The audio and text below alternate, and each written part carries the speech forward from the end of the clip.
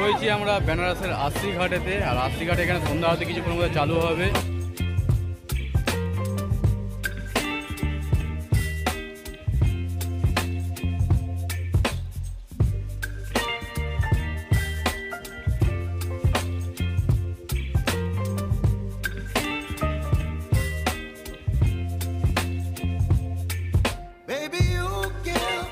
তো আমরা লাদাখ সিরিজের একদম অন্তিম পর্বে এসে পৌঁছেছি। তোমরা এর আগের ভিডিও দেখেছিলে, আমরা আগ্রা থেকে বারাণসী পর্যন্ত একটা অ্যাডভেঞ্চারাস জার্নি করে এসে পৌঁছেছিলাম। আজকের ভিডিওতে আমরা বারাণসীর কিছু দর্শনীয় স্থান ঘুরে দেখবো। ভিডিওটার সাথে জুড়ে থেকো। ভিডিওটি যদি ভালো লাগে তো লাইক করো, কমেন্ট করো, চ্যানেলটাকে অবশ্যই সাবস্ক্রাইব করে দিও এই ধরনের ভিডিও সবার প্রথমে পাওয়ার জন্য। রয়েছি আমরা বেনারসের আশি ঘাটেতে, আর আশি ঘাটে এখানে সন্ধ্যা আরতি কিছুক্ষণের মধ্যে চালু হবে। আমাদের পিছনে সব রেডি করছে, তো বেশ ভালো লাগছে এখানে এসে। কিন্তু আগ্রা থেকে বারাণসী আসতে যেহেতু আমাদের অনেকটাই লেট হয়ে গেছিলো, সেই কারণে প্রথমেই চলে আসি আমরা আশি ঘাটে। আর আশি ঘাটে এসে মনের মধ্যে একটা জাস্ট আলাদা অনুভূতি কাজ করছিল। তোমাদের এই ফিলিংসটা জাস্ট বলে বোঝানো যাবে না, এত দারুণ অনুভূতি হচ্ছিল আমাদের। আশি ঘাটে এসেছিলাম আমরা ঠিক সন্ধ্যাবেলায় সন্ধ্যা আরতি দেখার জন্য। তবে আমরা এসে দেখি যে এখনও পর্যন্ত সন্ধ্যা আরতি শুরু হয়নি, মানে তোড়জোড় চলছে তখনও পর্যন্ত। তো কিছুক্ষণের মধ্যে কিন্তু সন্ধ্যা আরতি শুরু হবে। এর আগে আমি বারাণসী কখনোই আসিনি, তবে এই জায়গাগুলো ভিডিওর মাধ্যমে প্রচুর দেখেছি। আর আজকে নিজে এই জায়গাতে দাঁড়িয়ে সত্যি মন থেকে খুবই ভালো লাগছিল। আমাদের হাতে যেহেতু টাইম খুবই কম ছিল, সেই কারণে আমরা এই নৌকা করে আর ঘুরতে পারিনি। তবে এই নৌকাগুলো দেখতে কিন্তু জাস্ট অসাধারণ লাগছিল। দেখো কত সুন্দর লাইটিং দিয়ে সাজানো। কোনো এক সময় আবারও আসবো, এসে নৌকায় করে অবশ্যই ঘুরবো আমরা।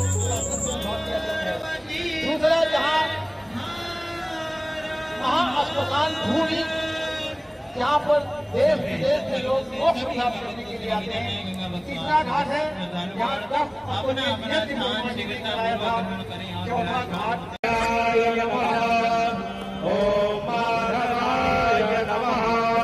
हस्तो प्रक्षालनम प्रतिकेशाय गोविंदाय नमो नमः शरीर पवित्र।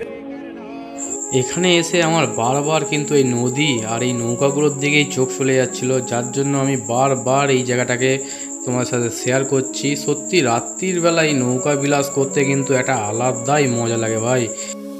আর দেখতে দেখতে কিছুক্ষণের মধ্যেই সন্ধ্যা আরতি শুরু হয়ে যায়। এই সন্ধ্যা আরতি দেখার ইচ্ছা কিন্তু আমার বহুদিনের, তবে কখনোই হয়ে ওঠেনি। এর আগেও আমি বহুবার প্ল্যান করেছি বারাণসী আসার, কিন্তু কোনো কারণে আসা হয়নি। তবে এবারে কিন্তু আমরা হঠাৎ করেই বারাণসী এসে পৌঁছাই, কারণ লাদাখ ট্রিপের মধ্যে বারাণসী আসার প্ল্যান আমাদের কখনোই ছিল না। তবে বাইক নিয়ে বেরোনোর এটাই মজা, যেটা তোমাদের প্ল্যানের মধ্যে থাকবে না সেটাও কিন্তু হয়ে যাবে। আর আমাদের যেহেতু হাইওয়ের ধারেই একটা হোটেল নিতে হতো, আর ওখান থেকে দেখলাম যে বারাণসীর ডিস্টেন্স একদমই কম ছিল, সেই কারণে কিন্তু আমরা বারাণসী চলে আসি। তবে বারাণসীতে কিন্তু হোটেলের প্রাইস অনেকটাই বেশি, কারণ এখানে 1000-1500 টাকার নিচে কোনো রুমই আমরা পাচ্ছিলাম না। তো অনেক চেষ্টা করে আমরা একটা এসি রুম নিয়ে নিয়েছিলাম 1400 টাকা দিয়ে, তোমাদের সেটা আগের ব্লগে দেখিয়েছি। আর হোটেল খুঁজতেও কিন্তু আমাদের বেশ বেগ পেতে হয়েছে, কারণ প্রচুর জ্যামজট এলাকা এটা। তো আমি তো রিকমেন্ড করবো যারাই বারাণসী ঘুরতে আসবে তারা আগে থেকে অবশ্যই কিন্তু হোটেল বুক করে তারপরেই বারাণসী এসো। আর এখানে সন্ধ্যা আরতি এতটাই ফেমাস যে সমস্ত হোটেলের লোক কিন্তু এই সময়টা এখানে চলে আসে, এবং আশপাশ থেকেও প্রচুর লোক একজোট হয়। এখানে সন্ধ্যা আরতি কিন্তু অনেকক্ষণ ধরেই হয়।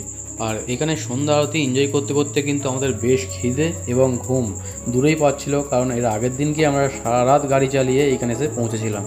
তো তোমরা কারা কারা এই সন্ধ্যা আরতি এনজয় করেছো আগে, সেটা কিন্তু কমেন্টে অবশ্যই জানিও। এবং যারা এখনও পর্যন্ত এই সন্ধ্যা আরতি এনজয় করতে পারোনি, তারা তাড়াতাড়ি প্ল্যান বানিয়ে বেরিয়ে পড়ো বারাণসীর উদ্দেশ্যে। আর কারা কারা নেক্সট ট্রিপ বারাণসী করতে চাও তারা কিন্তু কমেন্টে অবশ্যই জানিও, কারণ আমি তাদেরকে অবশ্যই গাইড করে দেবো এখানের হোটেল এবং রাস্তা সম্পর্কে। আর বারাণসীতে দেখার জিনিস কিন্তু অনেক রয়েছে। আমাদের হাতে যেহেতু টাইম অনেকই কম, কারণ কাল সকালে আমরা বেরিয়ে যাব বাড়ির উদ্দেশ্যে। বুঝতেই পারছো অনেক দিনের ট্যুর হয়ে গেছে এটা, আর বাড়ির জন্য আমাদের মনটা খুব খারাপ হচ্ছে।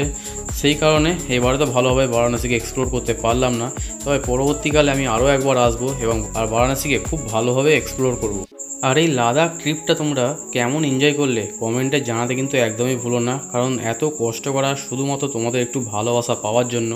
এই ট্রিপটা থেকে আমরা অনেক কিছু শিখতে পেরেছি, কারণ এত বড় ট্রিপ আমার লাইফের ফার্স্ট টাইম আমরা কমপ্লিট করতে চলেছি। এই লাদাখ ট্রিপে আমরা অনেক কিছু হারিয়েছি, অনেক কিছু পেয়েছি। সব কিছুই তোমার সাথে শেয়ার করার চেষ্টা করেছি, যাতে করে তোমরা যদি ভবিষ্যতে কখনো লাদাখ ট্রিপ করো এই সমস্ত সমস্যা তোমার সাথে না হয়। আর বারাণসীর এই সন্ধ্যা আরতি তোমাদের কেমন লেগেছে কমেন্টে অবশ্যই জানিও। ভিডিওটা যদি ভালো লেগে থাকে তো প্লিজ লাইক করো, কমেন্ট করো, চ্যানেলটাকে অবশ্যই করে সাবস্ক্রাইব করে দিও এই ধরনের ভিডিও সবার প্রথমে পাওয়ার জন্য। এখানকার সন্ধ্যা আরতি আমার তো পার্সোনালি খুবই সুন্দর লেগেছে। এখানে দুখানা মঞ্চ করা রয়েছে, এরকম দুদিকে দু জায়গাতে এরকম সন্ধ্যা আরতি হচ্ছে। তো আমি তো যতক্ষণ না সন্ধ্যা আরতি শেষ হয় ততক্ষণ এখান থেকে যাওয়ার নয়, আমি এখানে কন্টিনিউ দাঁড়িয়ে দেখছিলাম এবং যত মানুষজন রয়েছে সকলেই কিন্তু একই রকমভাবে দাঁড়িয়ে পুরো সন্ধ্যা আরতিটাকে এনজয় করেছে। তো সন্ধ্যা আরতি দেখা শেষ করে আমরা চলে আসি এখানকার কিছু ফেমাস স্ট্রিট ফুড ট্রাই করার জন্য। প্রথমে আমরা নিয়েছিলাম এখানে ঘুগনি আর আলুর বড়া দিয়ে একটা জিনিস তৈরি করে দিচ্ছিলো দই টই দিয়ে, তো সেটা খেতে কিন্তু দুর্দান্ত ছিল। তারপরে বাপিদা বলল যে চলো এখানে চাল ভাজা খাওয়া হোক, মানে চাল ভাজার সাথে আরও অনেক কিছু দিয়েছিল, এটা খেতে কিন্তু জাস্ট অসম্ভব সুন্দর লাগছিল।